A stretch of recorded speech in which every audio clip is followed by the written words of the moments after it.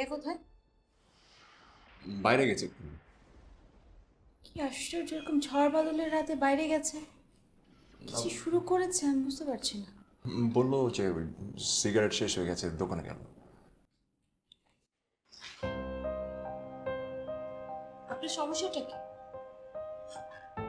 আমার কি সমস্যা? আপনার তো চলে যাবার কথা ছিল, আবার ফেরত এলেন যে? আমি চলে গিয়েছিলাম, আফজাল আমাকে এমন ভাবে ধরলো যে আমি আসলে আপনি কি ছোট কচি খোকা? আপনাকে ধরে নিয়ে আসবে আর আপনি চলে আসবেন? কোনো পার্সোনালিটি নেই আপনার?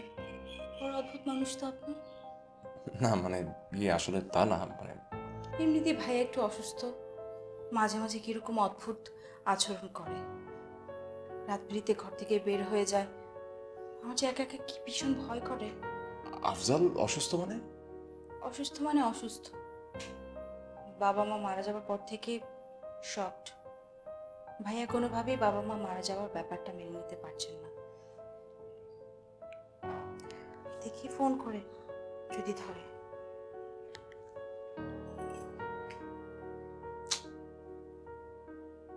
মোবাইলটা ধরছে না, কল দিলাম।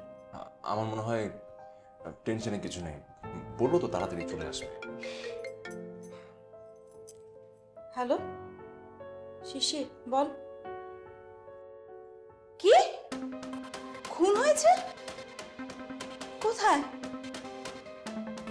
কি বলছিস?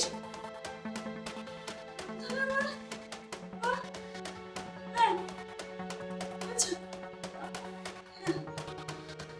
কি হয়েছে? আমার এক বন্ধু ফোন করে বলল বটতলা মোড়ে নাকি একটা খুন হয়েছে। আচ্ছা, আপনি বাইরে কেন যেতে দিলেন আমার ভাইয়াকে?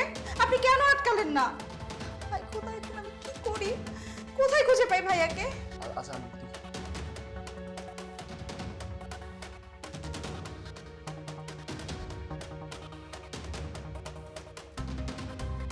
কি করবো এখন? এখন এত রাতে কিভাবে বাইরে গিয়ে খুঁজবো? কই খুঁজবো? একটা কাজ করি, আমরা আমরা দুজন একসাথে যাই, ওকে খুঁজে দেখি। এসো।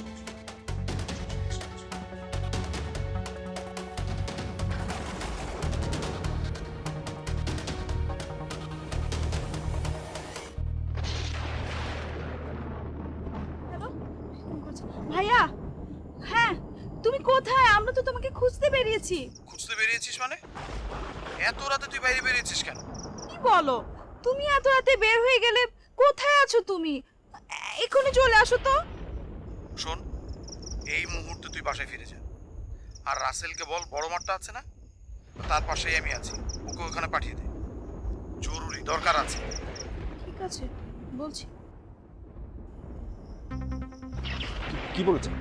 আপনাকে ওই সামনে মাঠের ওদিকে যেতে বললো, এর সাথে দেখা করতে। আমাকে বাড়ি যেতে বললো। মাঠ? সোজা গিয়ে সামনে আর একটু হাঁটলেই বাম দিকে। তুমি বাড়ি যেতে বললো। তুমি যেতে পারবে? হ্যাঁ, যেতে পারবো।